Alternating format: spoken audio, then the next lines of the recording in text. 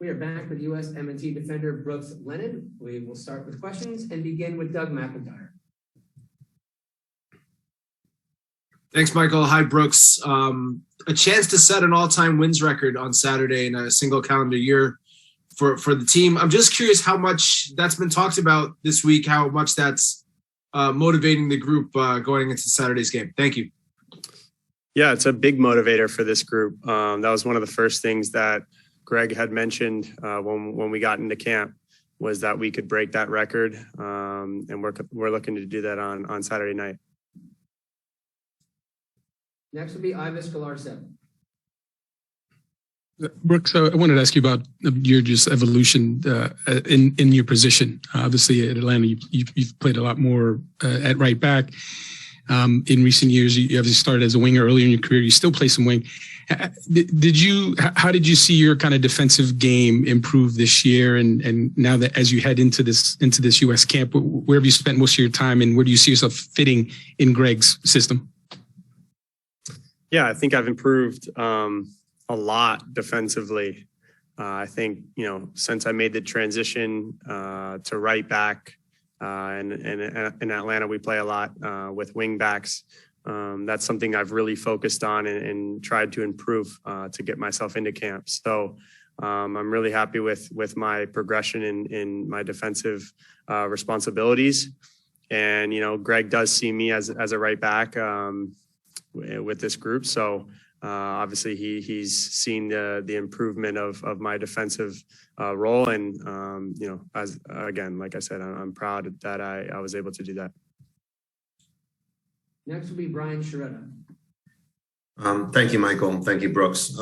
Brooks, it's been tough to get you into camp, for the first couple of years under Greg Berhalter with you haven't been released at various key times. How tough was it to kind of sit on the sidelines and have to wait your turn and get through that? And second of all, looking at this camp, discuss your impressions of this camp. Anything surprise you? The system and the players. It's a youthful camp, and also discuss the opportunity you see for this for yourself here. Thank you. Yeah, definitely. I think there was some frustrations from myself personally, not being able to come into camp, on numerous occasions. But like you said, I had to wait my turn. I had to be patient and focus on my job in Atlanta and doing my job as best as I could with my club team, and being as successful as I could to show Greg and the staff that, I'm a player that should be in the U.S. men's national team player pool. And my impressions for this team is, very youthful group. That's exciting. So many talented young guys. And the sky's the limit for this team and this group. But it starts on Saturday night with a win. We're looking to break that record, and improve on what we've worked on in camp with Greg. And, I've learned a lot since I've been here, under Greg's system. And I think I've improved in the last, week or so. So, really happy to be in camp with this group and, looking to improve every day. We'll go to Charles Bone from MLS Soccer. Hey, can you hear me? Can you hear me, Brooks? Yeah. Okay, thanks. Thanks for your time today. I just following up, I suppose, on what Ives was asking about. What has your role been with positionally and in terms of, maybe tactically with the national team so far? Have you guys tried some different looks? We've seen obviously a lot of the 4-3-3, but I'm wondering if there may be other ways to kind of get you into those advanced positions where you can be very dangerous.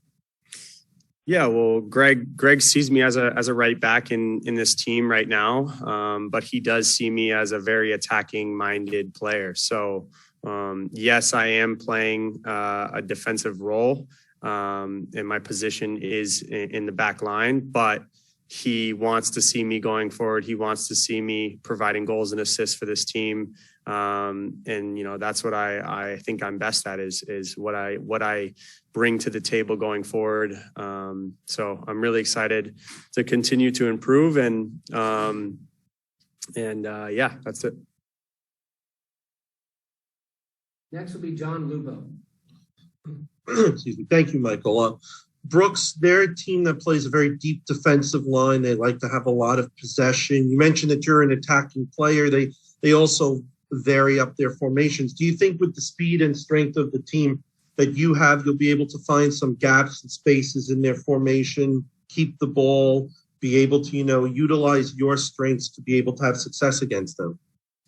Definitely. I think, looking into Saturday's game, we're looking to put everything that we've learned under Greg this camp and everything that we've worked on, to show. And we've started from the build up to, middle third play, and then going into defensive responsibilities as well. So we're kind of looking to put the final pieces together and, put on a show on Saturday night. And, I think everyone in this camp, to the person has really improved from the first day with all the concepts that Greg is trying to, put across to us. And we're looking to get a win on Saturday. Our last question goes back to Iva Skolarczyk. Brooks, Miles Robinson isn't in this camp, but obviously he's your teammate and he's been a big part of the national team this year. What kind of conversations did you have with him just about this opportunity, you coming in here and getting a chance to make your mark? And just to follow up on what I asked you about earlier, positionally and you making that shift to right back, how tough was it initially? Do you kind of remember that first being approached with that idea? Was it something you kind of fought a bit? Obviously, you were a winger at heart when you were younger, attacking player forward in the whole nine. Did it take you a while to buy into it, and what finally kind of won you over about the position? Well, for the first part of your question with Miles, I always, stay in contact with him. We're really good friends, especially because we played together in Atlanta. So me, him, and Bello, we're always in, constant communication with, just joking around, and, he's having a good time right now and resting his body, which is well deserved for him. And, it's a great opportunity for me and Bello to improve again, like I said, and, show the coaches that we deserve to be here. And, the transition for me initially was, I didn't have a choice. It was a guy went down when I was playing for Real Salt Lake, and things go certain ways in life and in your career, and sometimes you have to make a change. And I took it with open arms and did everything I could to learn as quickly as possible. And I think I've improved so much since I took on that right back role. So continuing to learn every day, just putting my head down, working as hard as I possibly can. And, hopefully nothing but good things will happen. Those are all of your questions for today. Tomorrow we will have